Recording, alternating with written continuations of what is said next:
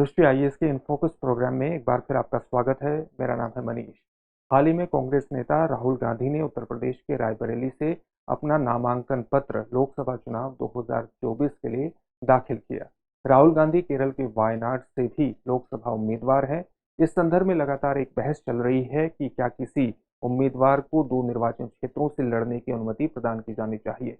क्या कहता है इस संदर्भ में हमारा कानून, जिसको हम जनप्रतिनिधित्व अधिनियम 1951 के नाम से जानते हैं, और चुनाव आयोग, भारत का चुनाव आयोग हमारी चुनाव प्रणाली को स्वच्छ करने के लिए किस तरह के कदम उठा रहा है। आज इन फोकस में हम इसी मुद्दे पर विस्तार से चर्चा करने का प्रयास करेंगे। तो सबसे पहले देखते हैं कि इस पूरे टॉपिक के अंतर्गत हमारी चर्चा के सामान्य पक्ष क्या रहने वाले हैं।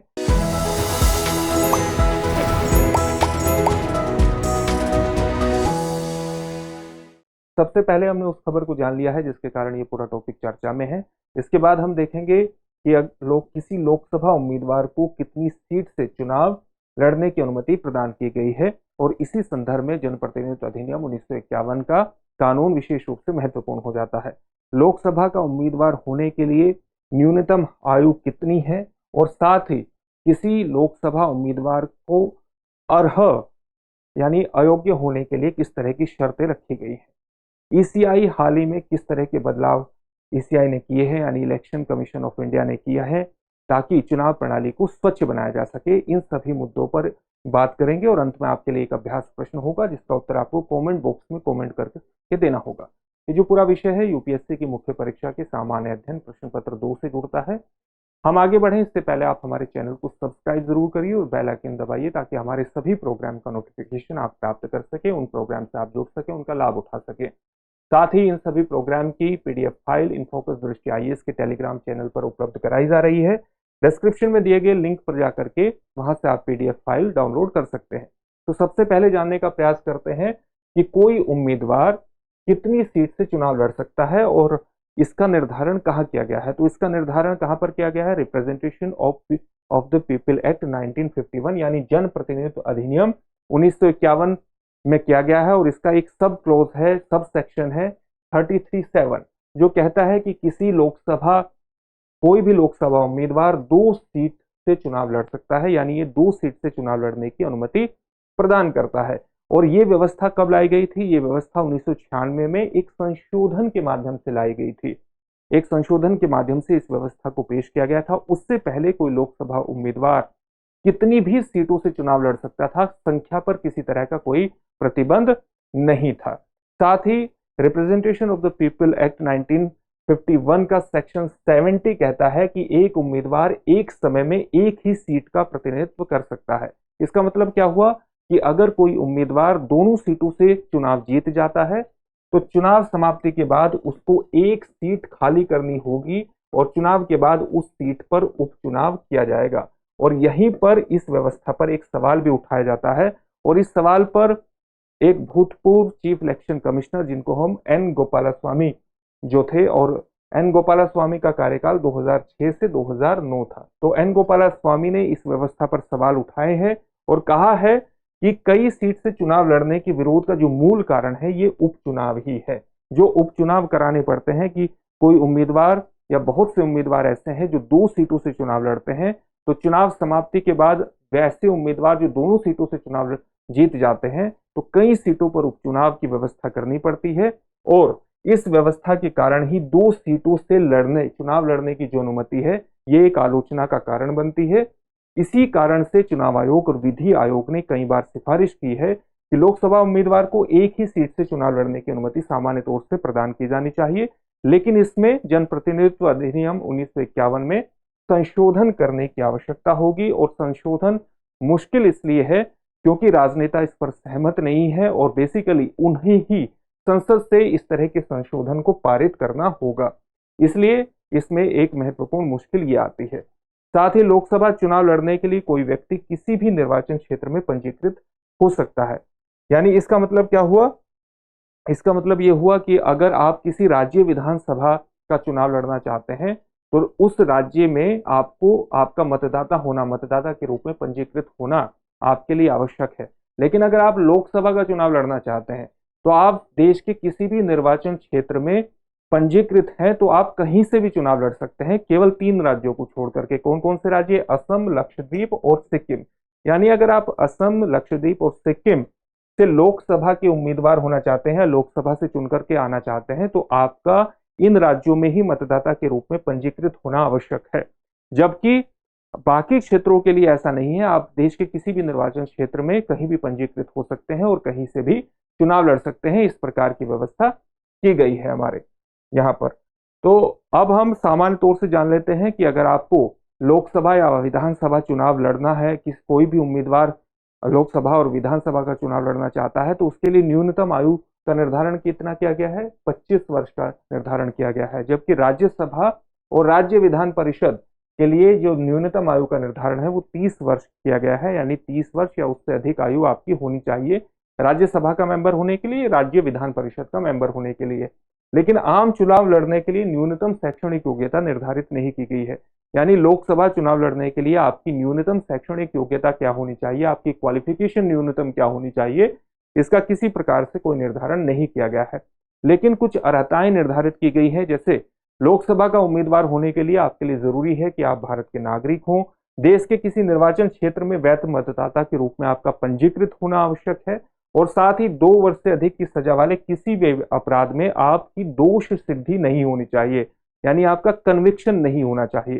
साथ ही कुछ ऐसी शर्तें भी लगाई गई हैं जिसके आधार पर किसी लोकसभा के उम्मीदवार की उम्मीदवारी जा सकती है। लोकसभा का चुनाव अगर वो जीत जाता है उसके बाद भी अयोग्य घोषित हो सकता है। यानी कुछ अर्हताएं भी घोषित की गई हैं।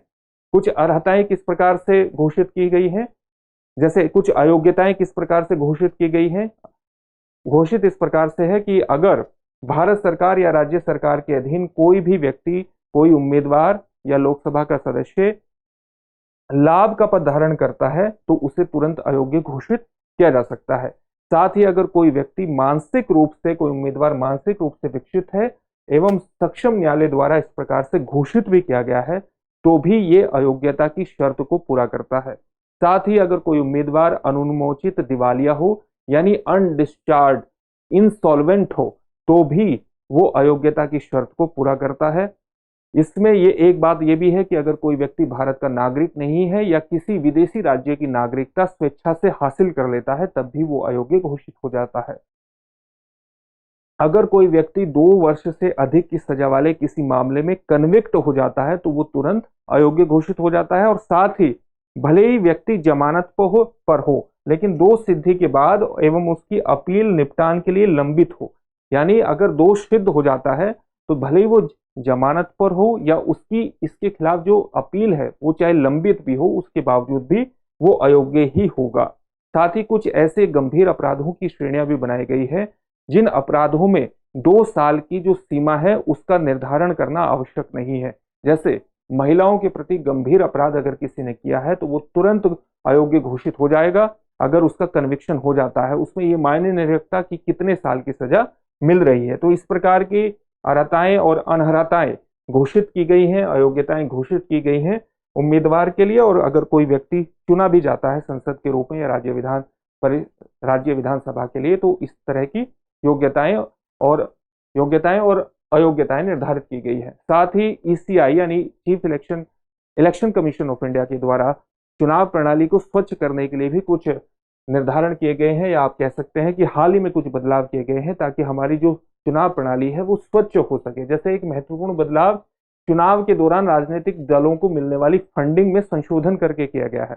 जैसे इसमें नकद दान की सीमा को, यानी कैश के माध्यम से जो डोनेट किया जाता है उसकी सीमा को भी लगाई गई है। जैसे वो सीमा क्या है, 20,000 रुपए से घटा करके इसको 2,000 रुपए कर दिया गया है। नकद दान की सीमा 20,000 से घटा करके 2,000 रुपए कर दी गई है। साथ ही आप जानते होंगे जनवरी 2018 में चुनावी बॉन्ड स्कीम को लाया गया था, जिसे हाल ही में फरवरी 2024 में सुप्रीम कोर्ट ने सूचना के मौलिक अधिकार के उल्लंघन के कारण एक आप कह सकते हैं कि उसको रद्द कर दिया है। इसके बाद भी चुनाव आयोग ने कई निर्णय लिए हैं। जैसे एक महत्वपूर्ण निर्णय यह है कि हाल ही में इलेक्शन कमीशन ऑफ इंडिया ने 2024 के इलेक्शन के लिए सूर्यास्त के बाद बैंक वाहनों में नकदी परिवहन पर प्रतिबंध लगा दिया है, यानी कैश ट्रांसपोर्ट पर प्रतिबंध लगा दिया है। इसी प्रकार से कैश शराब और नशीली दवाओं की आवाजाही के लिए भी गैर अनुसूचित चार्टर्ड उड़ानों की पर भी इलेक्शन कमीशन ऑफ इंडिया लगातार निगरानी रख रहा है, चुनाव आयोग लगातार निगरानी रख रहा है, लेकिन इसके भी कोई वांछित इच्छित परिणाम हासिल नहीं हो रहे हैं और इसके कई कारणों पर भी उल्लेख किया गया है।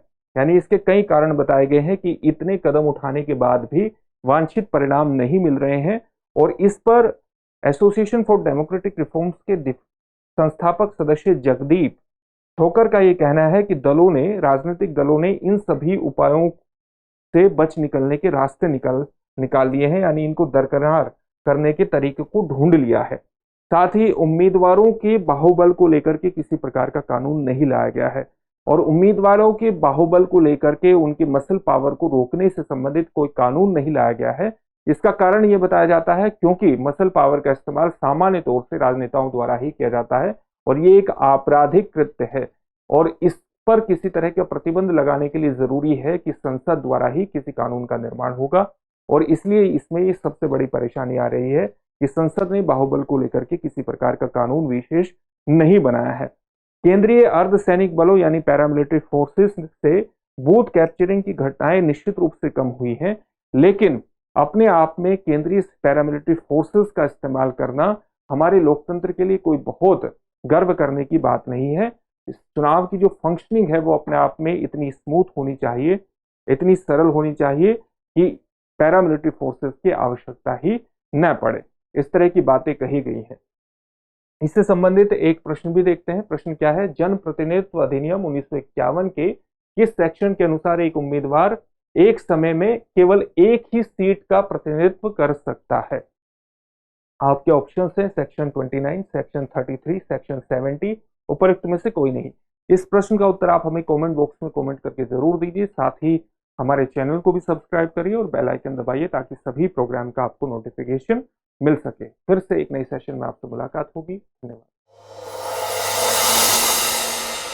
डियर व्यूअर्स, अपने एग्जाम की तैयारी को और बेहतर करने के लिए हमारे चैनल को लाइक, शेयर और सब्सक्राइब करना न भूलें।